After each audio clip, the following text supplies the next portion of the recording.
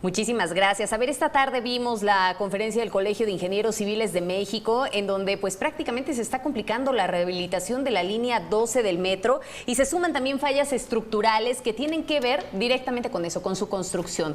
Pero algo que no hemos escuchado en todo el discurso que se ha dado en estos 2 días es qué va a pasar con las víctimas y mucho menos quiénes serán los responsables sobre esta tragedia.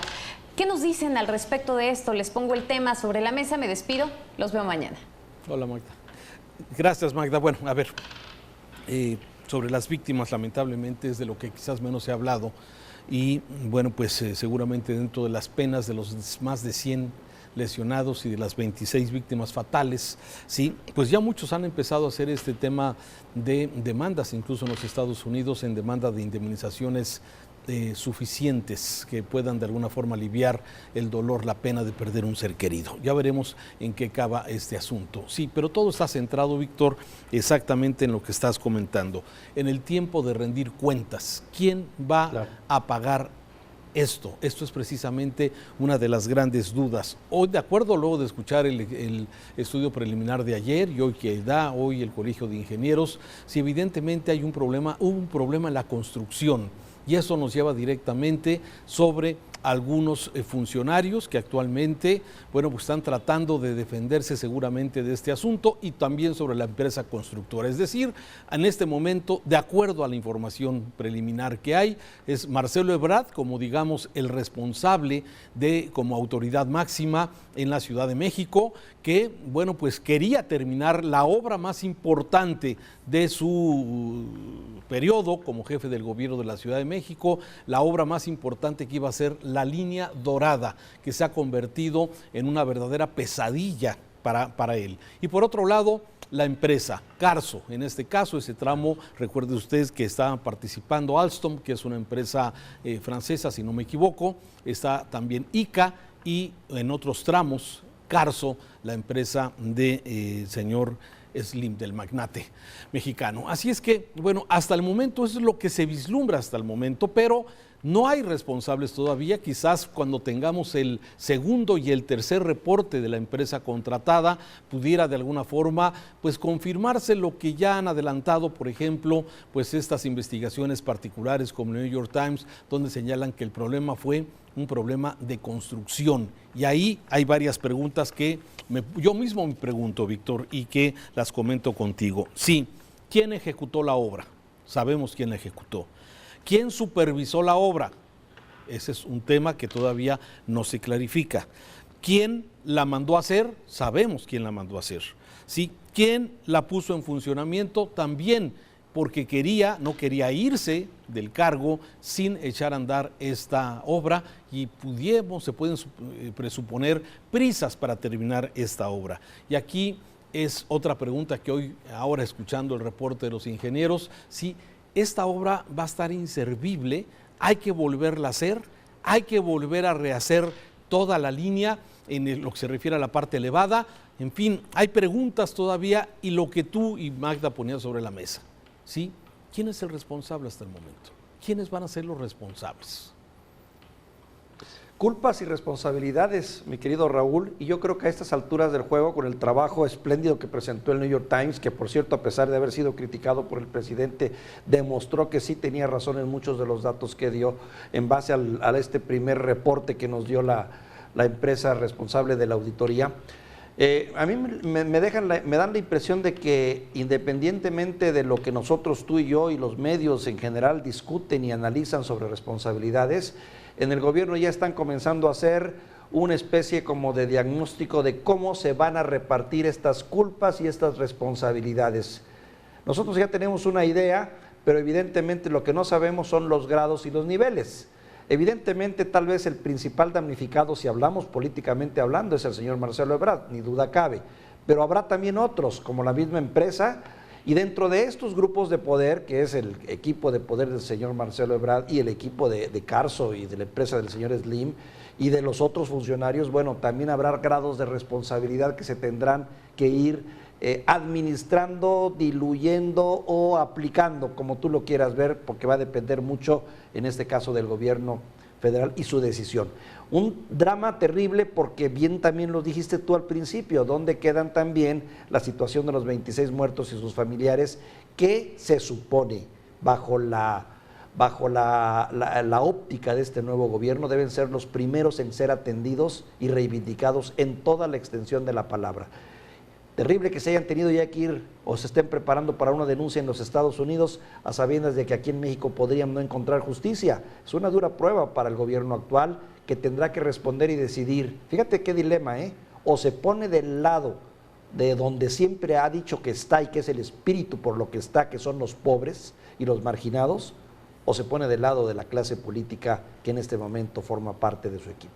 Una disyuntiva compleja para el presidente López Obrador, este sentido que estás comentando. Sí, justicia para los pobres que tanto ha señalado y que tanto defiende y que tanto representa, de acuerdo a lo que dice todos los días. Y por otro lado, bueno, proteger a quien de su equipo de trabajo, proteger a quien se le va a dar protección, a quien quedará desprotegido para que se rasque con sus propias uñas. Me parece que los primeros elementos de esto ya lo vimos, Víctor, ¿sí? El mismo día que se daba a conocer el informe y a lo largo del accidente, desde el mismo día del accidente, el presidente López Obrador ha manifestado su total apoyo a Claudia Sheinbaum, ¿sí?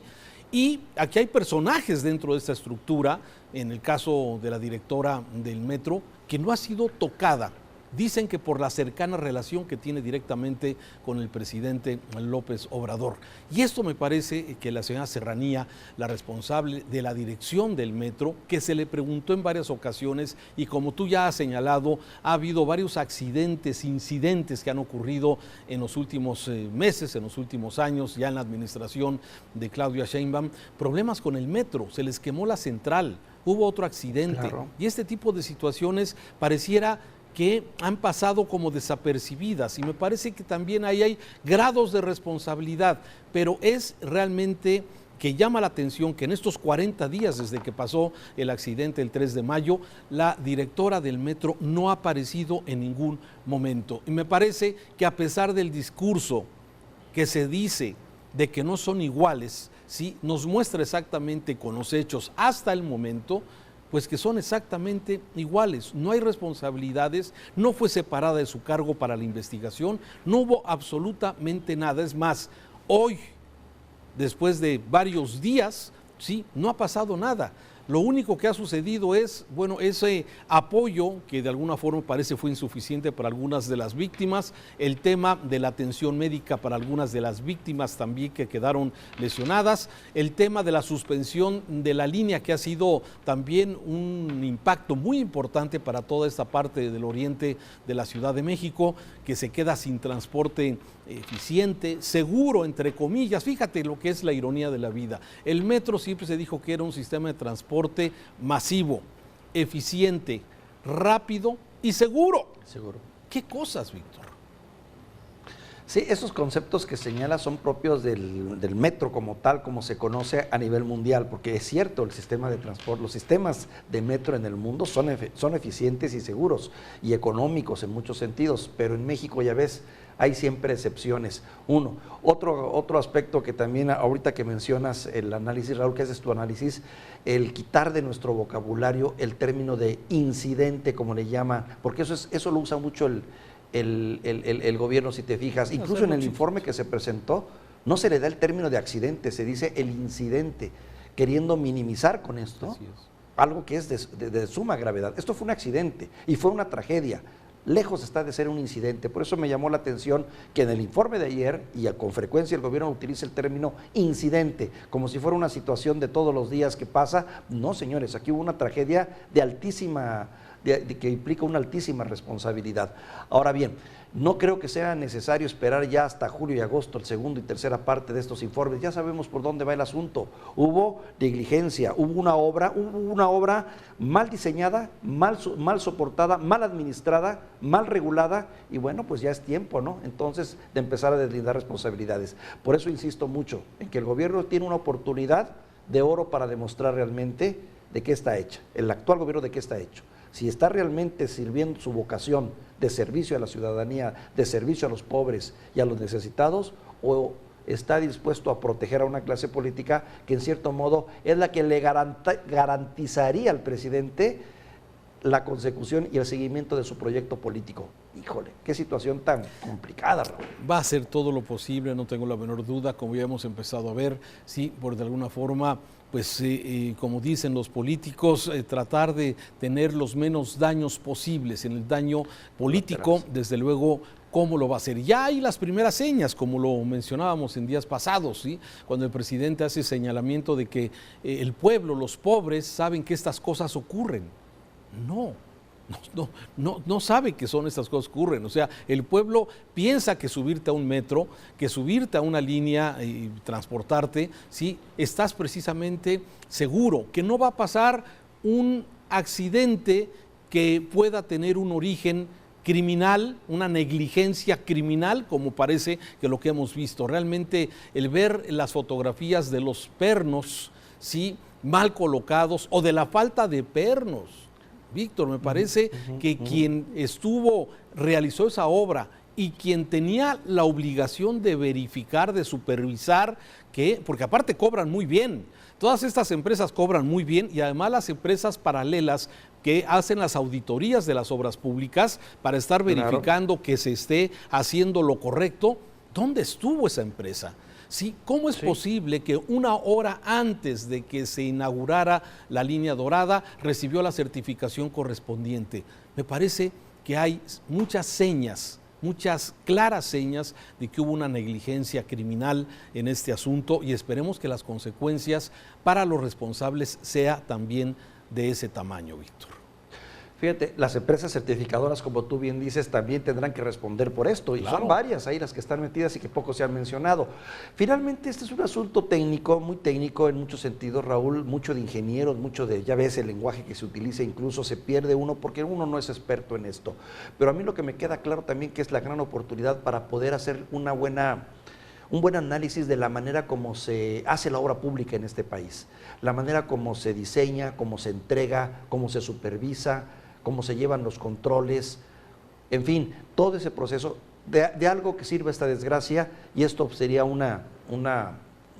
digamos, una reflexión mía también. No solo es castigo para los responsables, claro, que entra en lo político y en lo que ya sabemos que tiene que ser, sino también en el poder hacer una revisión exhaustiva de cómo son los procedimientos de la obra pública en este país. De lo contrario, dentro de algunos años o algún tiempo vamos a estar teniendo que lamentar otra tragedia similar. Ahí es tiempo también de hacer una revisión a fondo de esto, y que pasa por el concepto de la corrupción, ni duda cabe.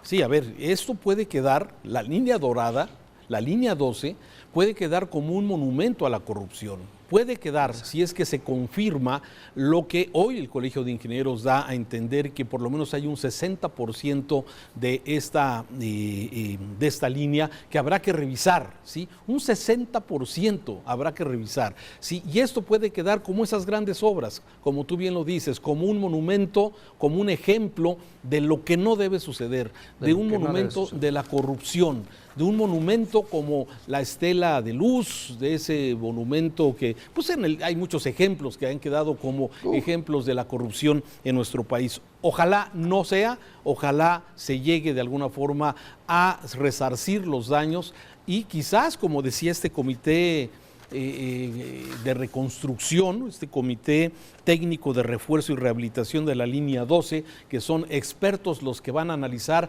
qué hacer con esta parte de la línea 12. Se rehace, se destruye, se construye una nueva, se refuerza, se le pone, se refuerza donde se necesite, pero esto me parece que tiene que ser un tema de seguridad para los ciudadanos, para los usuarios del metro y para todos, Víctor. Me parece que ahí está la responsabilidad de la autoridad. Y no solamente ahora, tendría que ser siempre con la seguridad de los ciudadanos. En este tipo de situaciones, Raúl, como en política y otras tantas, es válida esa reflexión que dice, hay una acción y una decisión, y lo demás son consecuencias.